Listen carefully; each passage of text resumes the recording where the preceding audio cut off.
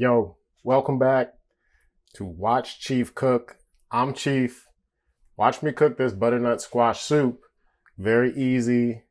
Just a few ingredients, mostly like herbs, stuff we're going to blend up, make it creamy, make it tasty and cozy for the upcoming fall season. It's already starting to cool down, so I'm in the mood. Let's get it cracking. First off, we got this butternut squash here. We are going to cut this guy or gal long ways.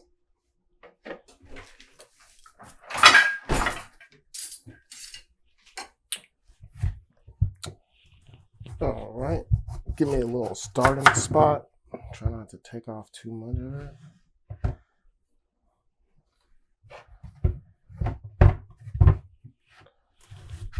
Take off the other part of the stem, and then we go right down the center. Now, if you haven't already seen the inside of a squash, it's gonna have seeds and like fibers that you'll need to clean out. And it's easy for the most part. Different squash can have different sized seeds, and the size of the seed kind of makes it more difficult, because if it's a really small seed, then it takes a little bit more to get it out. These are easy. Take a look. Super easy. Just one scoop with a spoon, and that comes right out.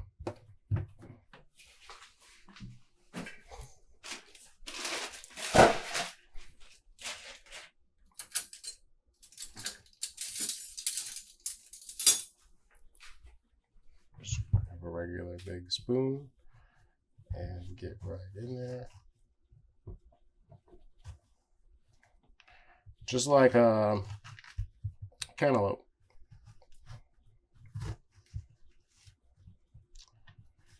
So I'll scoop this out.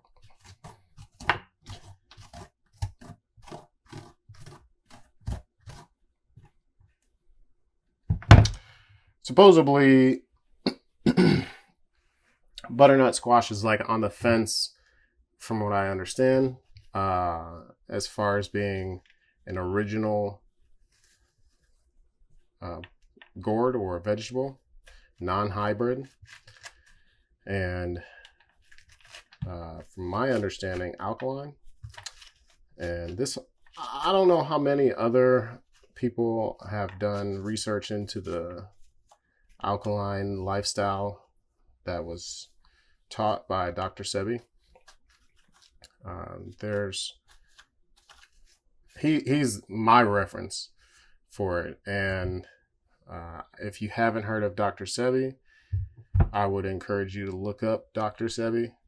He's a magnificent being who was here, no longer here, unfortunately, but a healer and kind of a spearhead for health and wellness against big pharma. So check out his story. He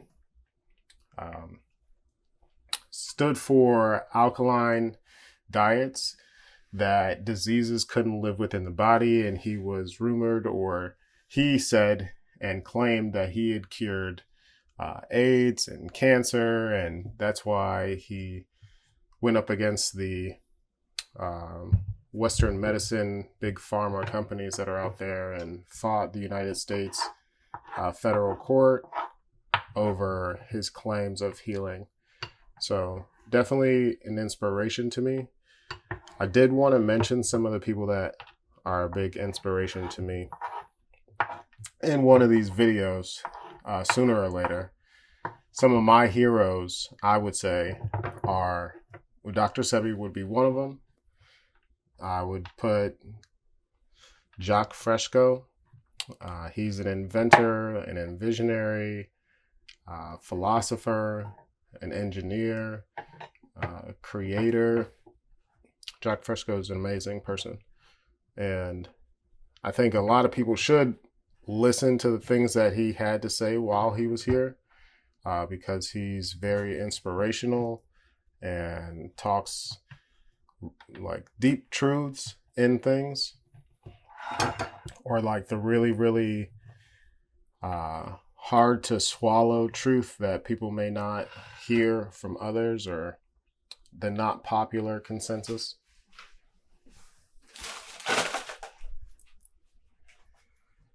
Dr. Bronner. I know everybody's pretty familiar with Bronner soap, but Dr. Bronner, the creator of Bronner soap, he is an amazing person. Definitely kind of my type of person, eccentric and visionary, stands against, I guess, the overreach of the government, and very, very conscious of health and wellness and what the body needs. So those are just a few people. I've got more that I'll definitely keep thinking of and keep sharing. But those are a few of the people that I really enjoy and look up to. When it comes to food, it's kind of funny, but a long time ago when I started my health journey, I started watching Dan the Man on YouTube. And this was like a health coach. He just was self-taught and kind of going through his own journey and sharing it along the way when YouTube first came out, kind of, and before all of the content creators were popularized or became such a thing for everybody else to want to do. And he kind of became a martyr, for people who were speaking out against the system or the quote unquote man that's forcing the diet triangle on children, or the poor, I guess they're not even cures, the poor treatment at hospitals or from doctors. And he was healing people on his YouTube channel. They would call in and he would tell them, this is what you should do. And it was all based around eating plants and living a really clean and whole food lifestyle. And I think that things got to him, haters or the system. People don't like someone who's going against the grain and doing well for themselves all the time. And that's exactly what Dan the Man, he was on. I think his name was Dan McDonald. But I did look him up recently, a few months ago, and he had just started back YouTube, and give him a look. But he was my first person that I started following and kind of got me into the health thing. But this was back in 2000 and I want to say 11. And it was cool to have someone to guide me along the way that had done a lot of research and had self experience, and you could see his self experience as he was going through it. So this is where it got me. And so what are we at? 2011. So almost 15 years later.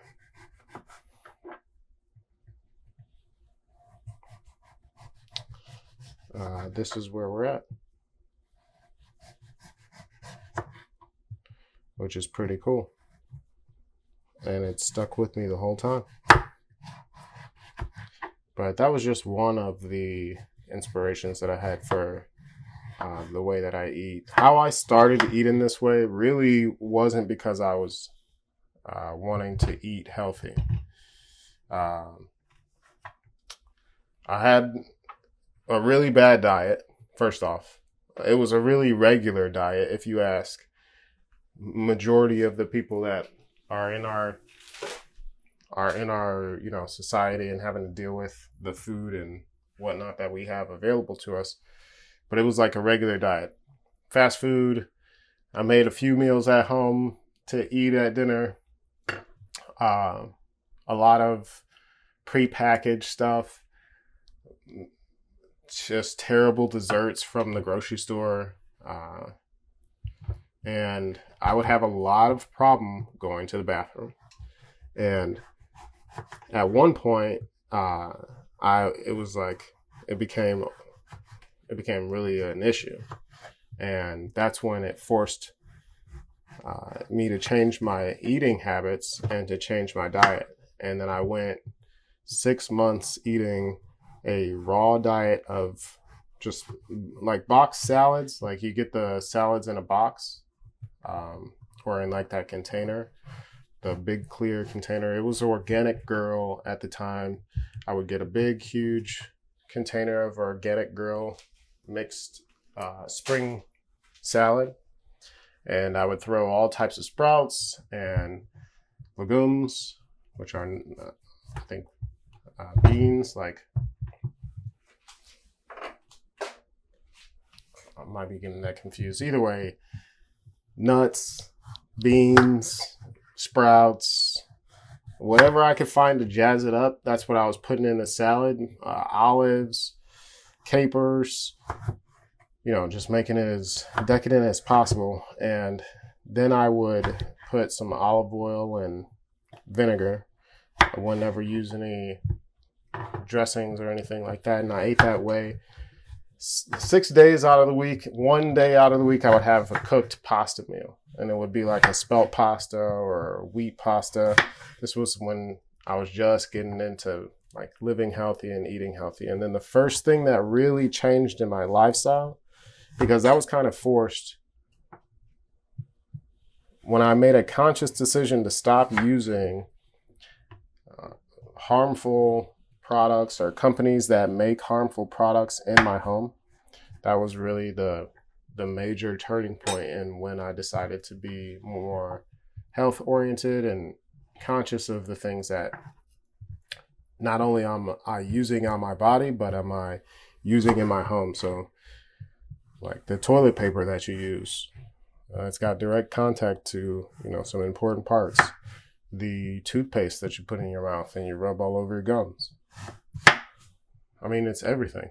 It's everything. The things you wash your clothes with. There's all types of ways to change your feeling without knowing. And your body could be not running as optimal. And so that was my thought. Like, how can I run better? How can I live better in the situation that I'm in? And if that's voting with my dollars at the grocery store, or when I go to the supermarket, or when I go to, unfortunately, Walmart, if I have to tell Walmart with my dollars that I want healthier options, that's what I'm going to do. And so I just made a habit to read the labels.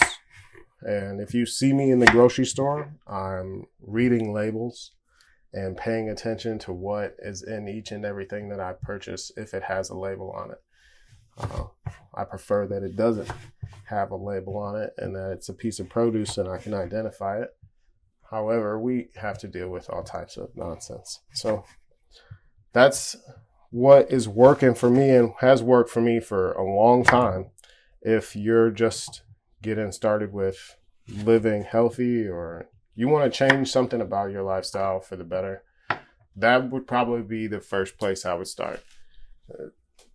Look at what you're using in the house. Like, look at what different chemicals are present in the products that you are bringing in to use.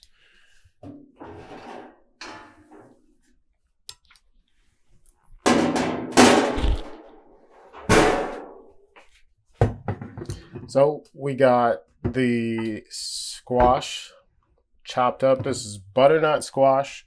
We're going to toss it with some coconut oil.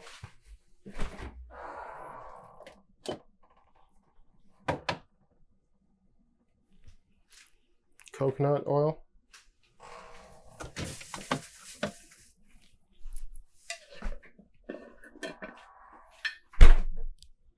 I like to keep my coconut oil in the fridge, so it's going to be solid and need to be broken out of here. Okay, well, that's not enough.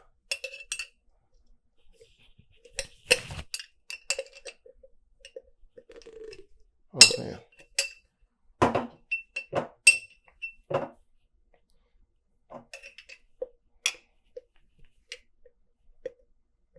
Oh.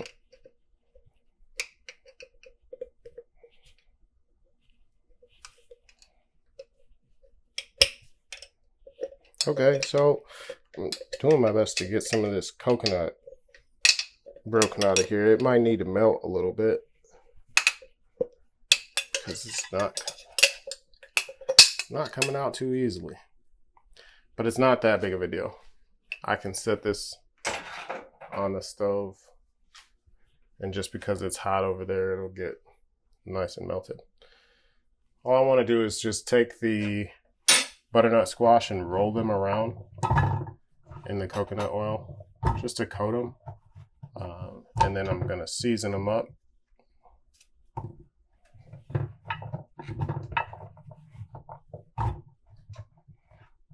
When I first started eating plant-based or vegan, whatever you want to call it or identify it as, I like to call it conscious consuming, because you know, it might not be eating vegan for you. Like, eating complete plant-based might not be it for you. Like, I know in certain cultures, they've been living so long eating a diet where they eat like seal fat, or they only have certain resources available and they have to eat those things. So in those cases, those cultures live without like healthcare. They don't have doctors or dentists, and they live perfectly fine. We have a lot of crap that we eat that is contributing to our problems with health. And so it might not be, you know, like completely just plants for you. It might be a combination of a few different things that works. And that's perfectly fine. Just find something that you've thought about and that you can remain consistent with and stick with it. See how it works. Go back to the drawing board. If it's not really like benefiting the way that you feel, if you don't feel better, then that's easy. If it's, you know, something about the expense of it, maybe it's just figuring it out. And I just bought this. I just bought these. And this is what you get. I'm still going to use it, but this is like a little soft garlic. That's another reason I like using the granules. It's just more consistent. You get these pieces of garlic that have been eaten up by mites. When they have those little brown dots on them, those are scars from mite bites. Mites are really, really, really tiny, tiny, tiny little aphids, or I don't know, bugs. And if they like it, I like it, but I don't prefer us to eat on the same one. So we're going to put some garlic in here, because when we blend it, that roasted garlic is going to give a lot of flavor to the soup. So I'm going to go with like, I don't know, let's put 6 little cloves of, not all of them are soft, but we got 1 or 2. I got this little thing that rolls the garlic, but it never works. The easiest way to do garlic for me is to press it down. I just press it and you hear a little pop. That little pop means that the skin broke, and then it's easier to just peel it away. I don't know if that's a thing for everybody, but that's the easiest way for me to get the skin off of the garlic. You just press down on it. You could use a knife, but it's kind of dangerous. If you use your hand will get sore because they're kind of sharp and pointy. And I have this little silicone tube that you put the garlic into and you roll it around, and it's whatever. Just, it seems like a mess. But garlic is one of those ones. Like these little garlic papers, they end up everywhere, don't they? Okay, I'm gonna take this garlic out of the way so I can chop up this other portion of it.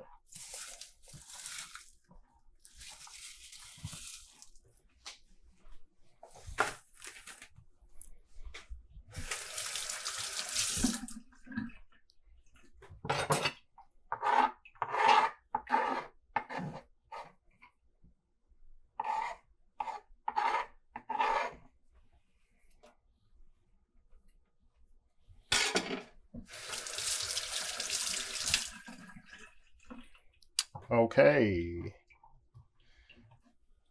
so I'm gonna chop this garlic up. I don't know how much people actually care about these little stem parts. I don't know. I'm rather particular about them. I just don't want them. Don't like them. So I take them off. But it's not a big deal. I'm pretty sure I've eaten tons of stems. Maybe not. So the other day I saw someone chopping on some food show. He was a professional chef. I think he was in Tokyo. He was like a sushi chef. And the way that he was using the knife was very intricate. And the skill level was super high, much higher than I am currently. And normally when anybody sees me cutting things up, they're like, oh, wow, you're like a chef. And I'm like, no, like this is just regular. Because this guy he was using this finger and he had going like this and rocking that thing, and it looked cool, and I think it was very productive. I just not at that level yet. I got to keep working at it. But it's always cool to see some new skills or push yourself to get better at something. It comes pretty natural for me. I'm always thinking about how I can do something better or improve. Sometimes I get a little lazy, but gotta just keep working at things.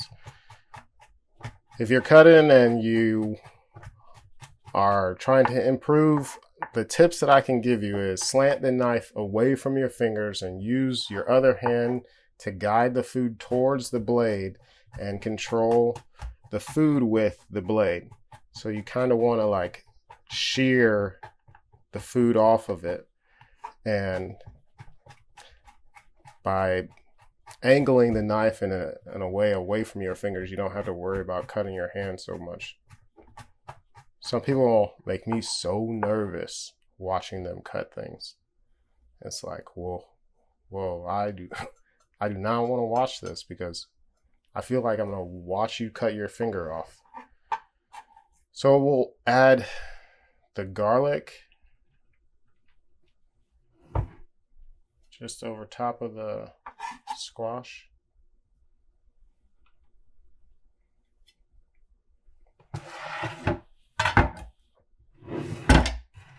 And this coconut oil is starting to melt.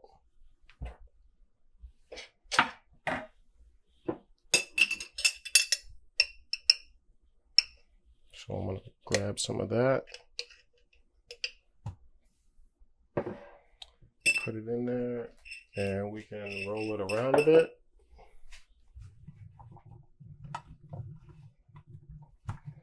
Once this coconut oil kind of gets coated on everything, I'll salt these, put some dried oregano, a few sprigs of fresh thyme, salt them up real good, and then stick them in the oven. They're going to go in the oven at 400, and I'm probably going to leave them in there for 45 minutes until they're nice and soft. And I want them to have like a roasty flavor. So I'm going to leave them in there until I see them golden brown or start to get like goldish brown on the edges. This thing of coconut oil is a brick. I'm excited for this cool weather to come in. The other day it was 97 degrees. So it'll be nice to get in, 78. Get that type of cool weather. All right. Starting to get lathered in there.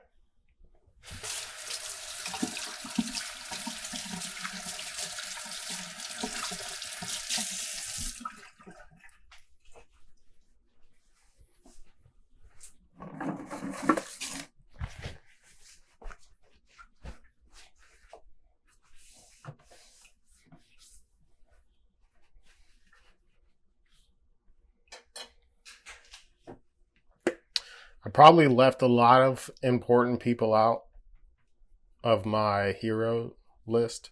It's not that it's done with. Like, I've got some people who I think stand for the right thing, like Marcus Garvey. If you've never heard of Marcus Garvey, a phenomenal story. Like someone who should be known by all, just for his tenacity and willingness to be selfless and for other people. It's tremendous, along with Noble Drew Ali. Like, these are people, like, everybody knows who Martin Luther King is, but there's some things that we probably need to know about that person that we don't know, and we probably should know about people that we don't know about more as well.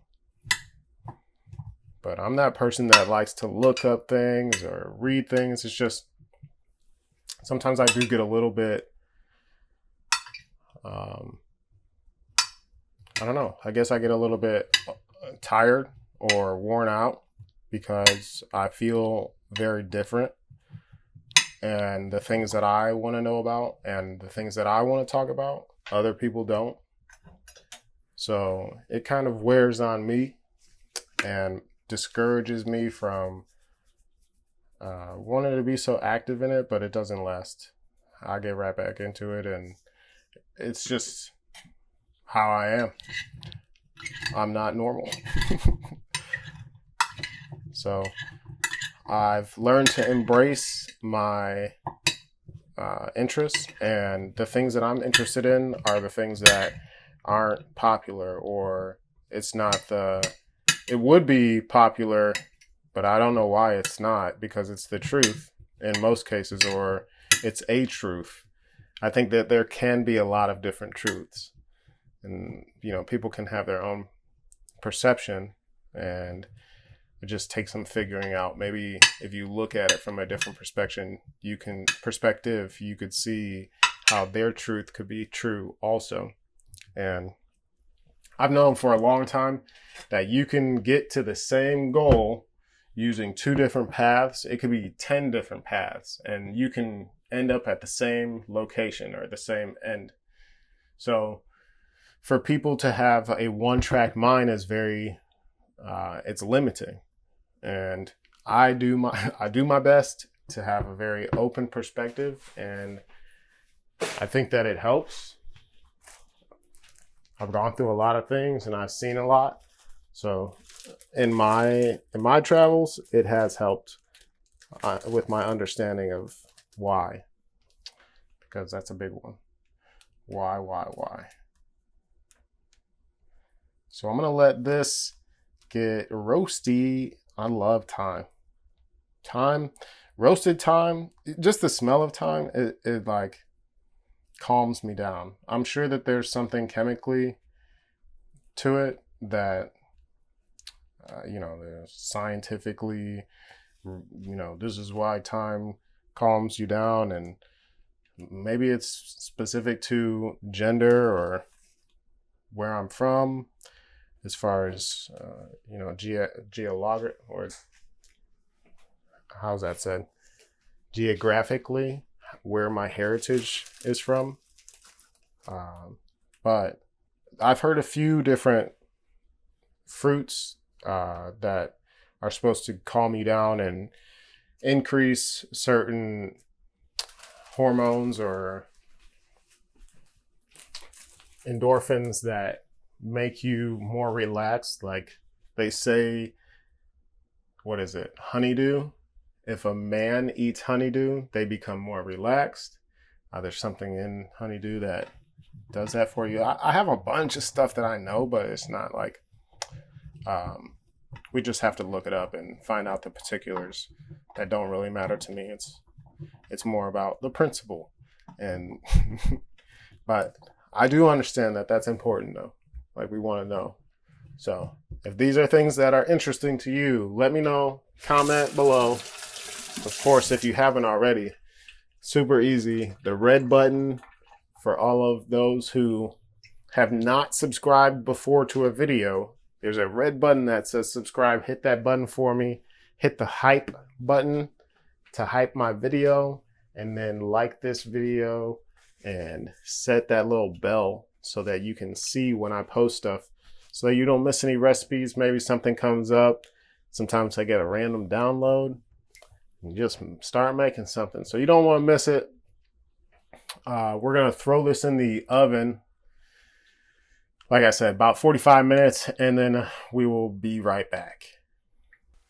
While the butternut squash is in the oven roasting at 400, I'm gonna do some sauteed onions to blend with it.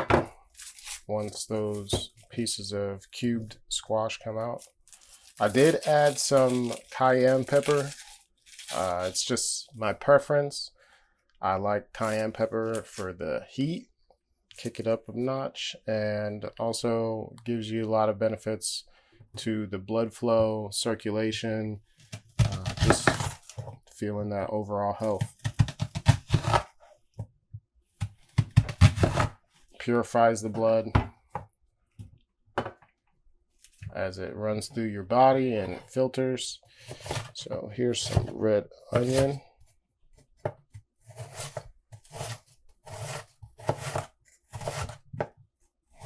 And I'm also going to hit these mushrooms up in the pan and give them a little fry. I want them to be kind of toasted and crispy. I'm going to use those on top of the soup last.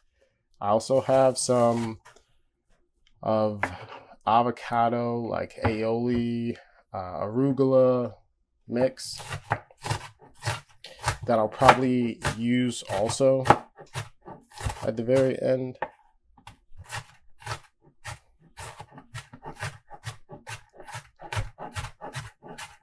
People are definitely starting to become more health conscious, which is good. It's a great thing.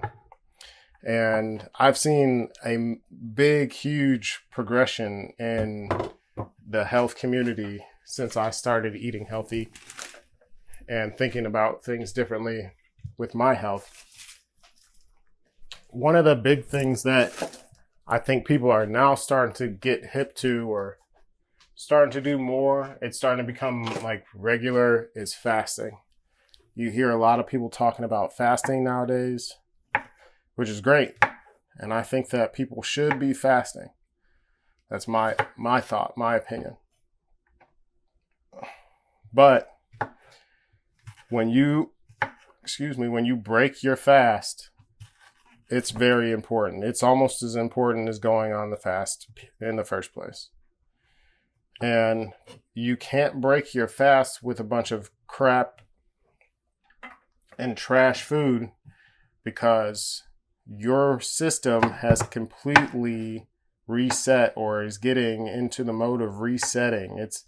It's balancing out. It's getting down to the nitty gritty. And when you restart it up and you want to reset and you come back, you can't reset with trash.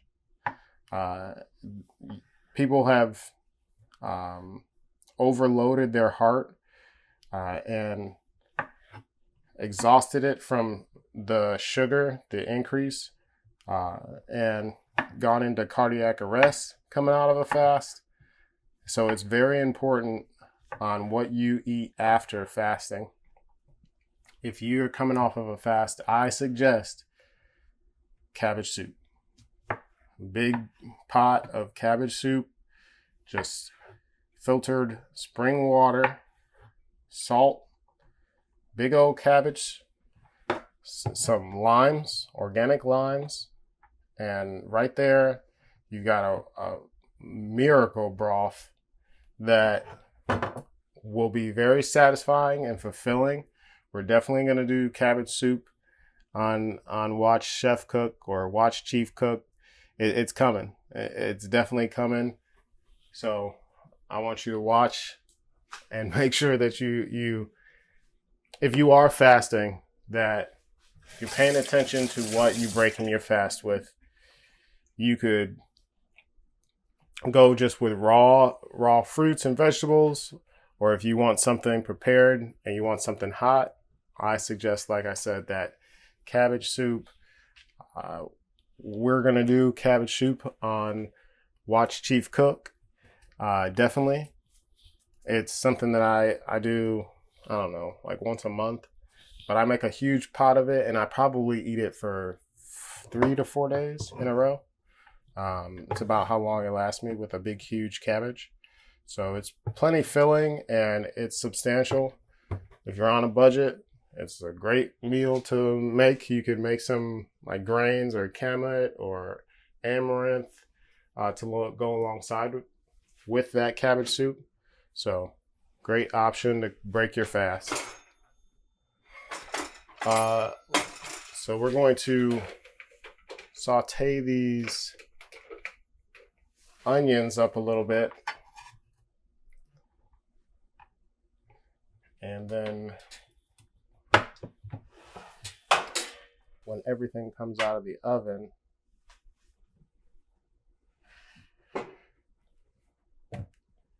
this will go together in the blender. And I don't want to do the mushrooms just yet because I'm not going to blend the mushrooms. I'm actually going to put these mushrooms and onions on top of the soup when it's finished. So I want these onions here to get kind of fried. Not too fried, but I'm going to put a little bit of coconut oil with that and let that do its thing.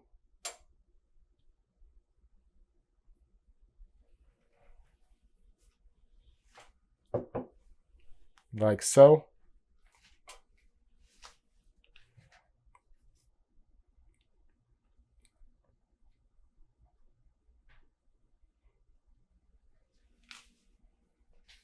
And I've got that pan on medium high. I pretty much cook everything to start out on medium high. I might get some judgment for that, but it seems to work well for me. I also am that same person that doesn't use recipes, and I just go off of my head most of the time, or measurements, should I say. But this butternut squash smells really, really good. The garlic mixed with the thyme and the oregano is popping right now. I can smell it. The onions are going to go perfectly with that. And when I blend everything together, it's going to be like a flavor kaleidoscope.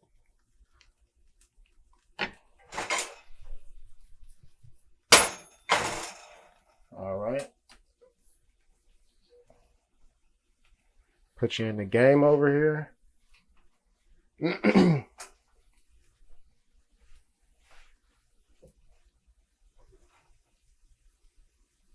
I watch these videos in playback, and my best friend is my editor.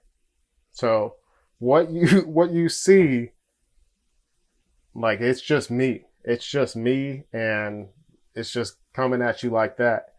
And when I watch it, I hear, like, when I hear my voice, it sounds different than what I think it is.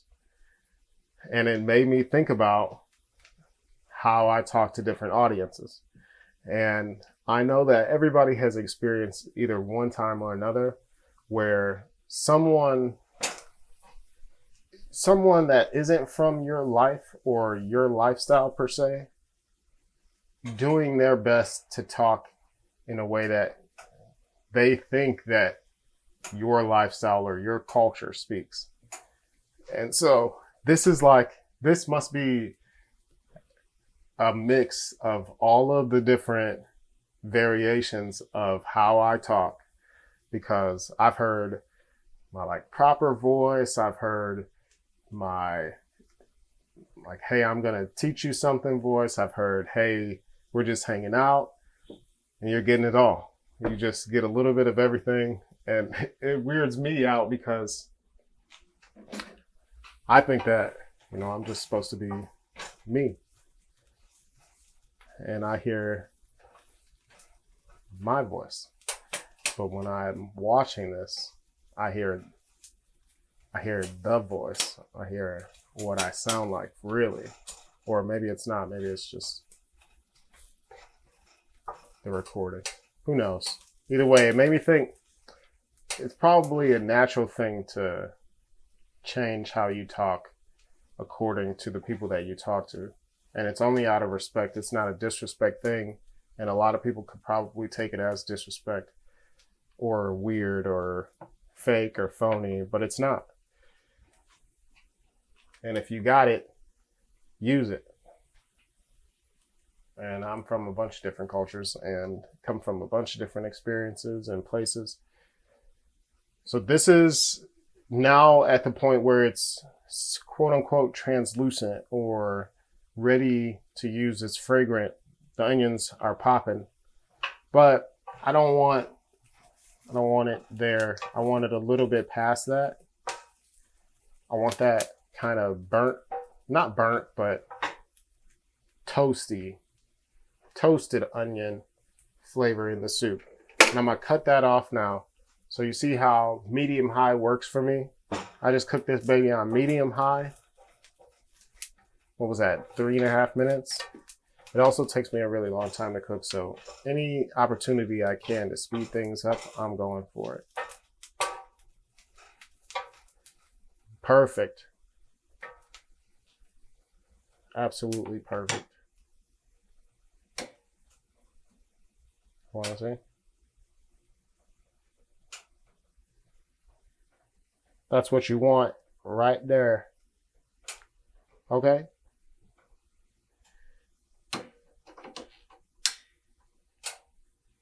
We got a few more minutes before the butternut squash comes out. Then we are going to trill the butternut squash with the red onion. And from there, we are going to blend everything and make sure it's well blended. All right. All right. Enough playing. This is off. It's just a waiting game at this point. As soon as that squash is done, pulling it out, throwing it into the pan, frying it up a little bit, just conjoining the flavors, and then we are tossing that into the blender. In the blender, we're going to have coconut cream. What else goes in there?